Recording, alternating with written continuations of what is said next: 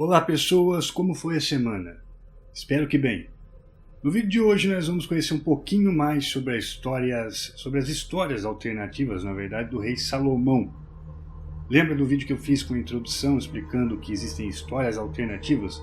Pois bem, a gente vai falar mais um pouquinho do rei Salomão e também sobre magia e ocultismo.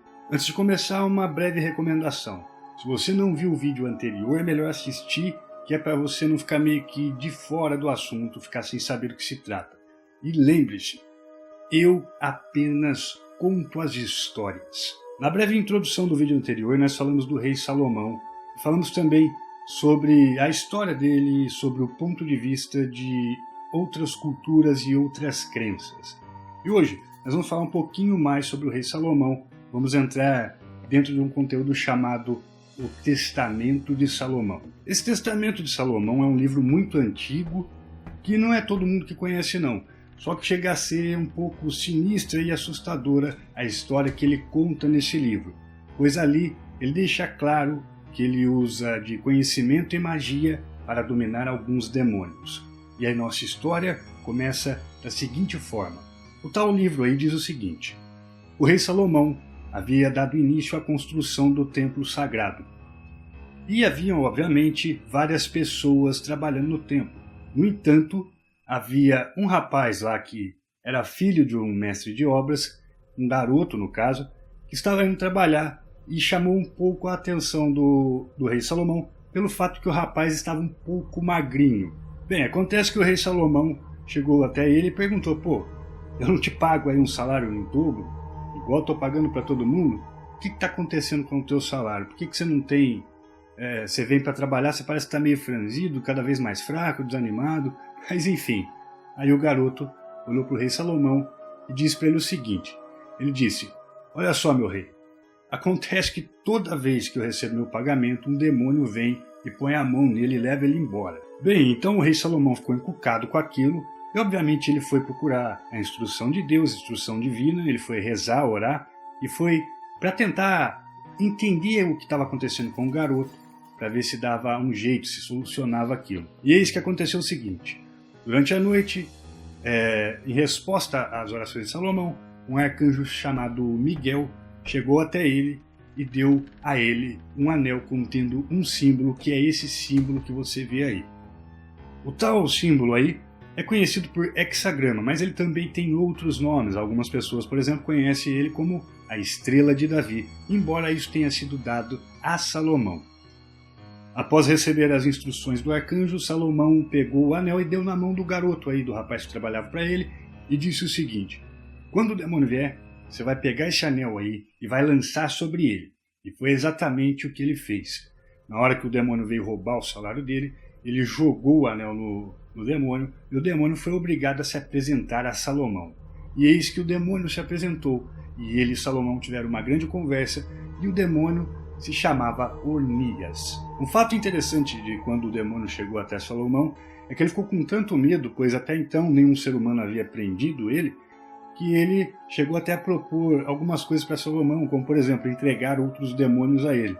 Obviamente, Salomão deve ter dado aquela coçadinha de leve na barba e falado: não, peraí, então você vai ficar preso aqui sim, mas eu vou chamar e vai ter que me trazer outros demônios. E foi exatamente isso o que o demônio Ornias teve que fazer. E foi assim.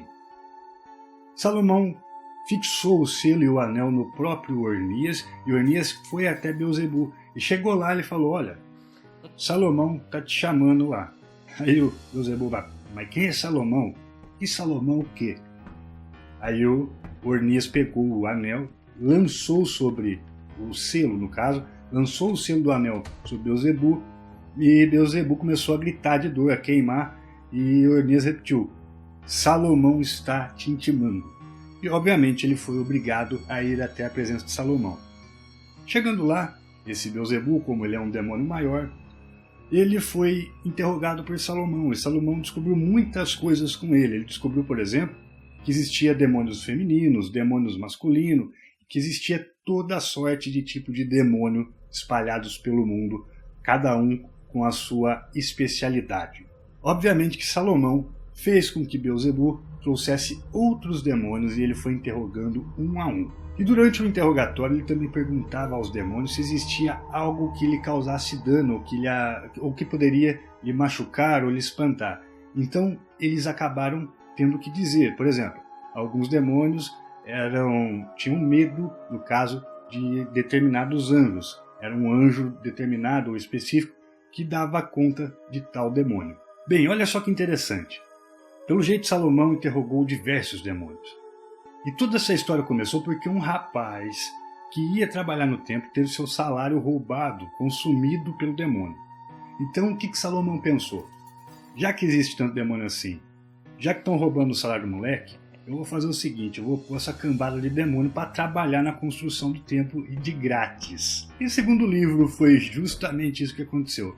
Salomão obrigou os demônios, vários demônios, a trabalhar na construção do templo. Por exemplo, Ornias teve que cortar pedra, e outros aí teve que fazer um monte de coisa. Ele colocou até o Beelzebu para trabalhar. Enfim, sem preguiça e sem frescura, através do selo do conhecimento, ele colocava os demônios para trabalhar. Uma coisa interessante sobre o selo do conhecimento, como eu acabei de dizer, ele perguntava para o demônio, olha, qual anjo lhe aflige? Aí o demônio falava, é o anjo tal. Acontece que isso, a gente está olhando de uma maneira escrita ou de uma maneira verbal para tudo isso. Acontece que essa informação geralmente está relacionada a Salomão conhecer o sigilo ou o símbolo de um determinado anjo e de um determinado demônio. Ou seja, na linguagem comum é só um diálogo, mas espiritualmente olhando, pelo menos quem sustenta a ideia de alta magia, espiritualmente olhando para essa história, então Salomão aprendia ali com o próprio demônio, também com os próprios anjos, através do selo que ele recebeu, qual era o sigilo do demônio e qual era o sigilo que poderia eliminá-lo de uma vez por todas de sua existência espiritual, aqui na Terra, em qualquer lugar que seja.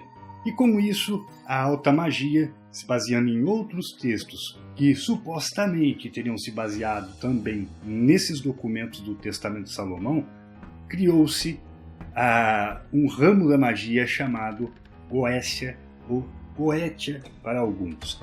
Inclusive, esses símbolos que você vê aí, são símbolos de rituais de magia, onde são feitos por magos aí para evocar demônios e fazê-los trabalhar sob sua vontade. Aliás, se você notar bem, você vai ver que o símbolo de Salomão, e não apenas o símbolo que a gente já conhece aqui, que eu mostrei no começo do vídeo, mas vários símbolos que pertenceram a Salomão estão adaptados ali dentro de um círculo chamado Círculo Mágico. E nós vamos falar desse círculo e suas ferramentas nos próximos vídeos. Bem, em resumo, essa é a história de como Salomão teve os seus primeiros contatos com demônios. Depois, como eu disse, a gente vai falar de Goécia, que trata de outros demônios envolvendo Salomão também. E tem uma coisa bem interessante nessa história toda. Enquanto os demônios trabalhavam lá, um cortava pedra, outro derretia prata, outro procurava por joias preciosas para adornar no templo, Salomão achou um outro demônio aí, que junto de outro demônio foram capazes de colocar a pedra angular no topo do templo. Se você não sabe o que é pedra angular, vou dar uma noção para você. É como essa imagem que você está vendo agora.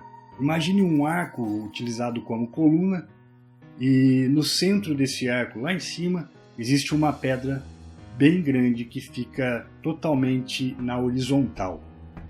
É fato que hoje em dia isso é uma técnica bem conhecida, no entanto, se levar em conta que o templo foi construído numa proporção bem grande, algumas pessoas dizem até o seguinte, que a coluna do templo era muito grande, então supõe-se que a pedra que ficava lá em cima, na horizontal, a pedra angular, ela pesava toneladas.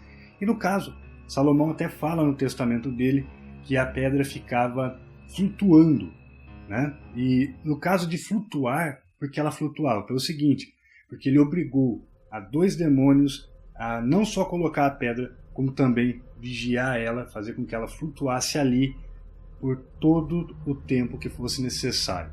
Porém, o demônio advertiu ele, falou que faria sim, que não teria problema, mas que um dia aquele templo todo iria cair e não sobraria nem mesmo aquela pedra. Curioso, não? Bem, é isso, pessoas. Lembrando que no primeiro vídeo de introdução eu havia mostrado a história de Salomão sobre o ponto de vista do Alcorão, sobre o ponto de vista cabalístico e outras referências. E hoje você conheceu a história que supostamente teria sido escrita a punho pelo próprio Salomão, que se chama o Testamento de Salomão. E nos próximos vídeos nós vamos falar sobre Goécia e a coisa vai ficar mais pesada ainda porque Goécia é uma prática utilizada por magos do mundo todo, inclusive hoje em dia. No entanto, é algo muito perigoso, pois é diferente de Salomão, porque, veja só, isso até eu vou explicar, vou reforçar depois e vou falar agora porque é importante. Uma pequena introdução à Goécia é que é o seguinte, a prática da Goécia, ou Goétia, que nem alguns falam, ela é muito perigosa, porque diferente, Salomão, no caso, diferente dessas pessoas, ele conseguia dominar os demônios com o uso de sigilos, mas ele tinha apoio total dos anjos e era um conhecimento que ele teria recebido de um deus, de um soberano. Ou seja, diferente dos magos que praticam Goécia. Então, a gente vai falar muito disso aí, vai vir muita coisa interessante e algumas coisas chegam até a dar arrepios. Mas me diz aí o que você acha. Será que esse testamento de Salomão foi escrito pelo próprio Salomão mesmo? Ou será que é mais um daqueles livros falsos que tem por aí? Bom, eu não sei, eu só conto as histórias e eu quero ver aqui embaixo qual é a sua opinião. Só que antes de ir, eu quero deixar um recado para vocês, que é do patrocinador do canal, que é a compactcameras.com.br. Bem, se você está procurando comprar uma câmera de qualidade, uma filmadora, inclusive consoles também que os caras têm lá, entra nesse site aí, ó, compactcameras.com.br, que lá você vai encontrar toda a linha de câmera e acessórios profissionais para você fazer aí filmagens, vídeo para o YouTube, gravar casamento, o que vocês quiserem fazer, tá? Ele trabalha com a linha GoPro, Sony, Canon, Nikon, enfim, toda a linha de câmeras profissional. E eu vou deixar também ali embaixo, na descrição do vídeo, um códigozinho para você usar como cupom de desconto aí, para ficar ainda mais em conta a sua compra. Então tá aí, tá dada a minha dica. Mas me diga, você gostou dessa história? O que acha dela? Escreve aqui que eu vou ler nos comentários. Não se esqueça, dá joinha, compartilhe o vídeo, a gente está quase chegando a 100k, falta pouco, eu não chego a esse 100k se vocês não ajudarem, tá ok? Dá joinha e se é novo ou nova por aqui, inscreva-se no canal. Um forte abraço e até o próximo vídeo. Fui!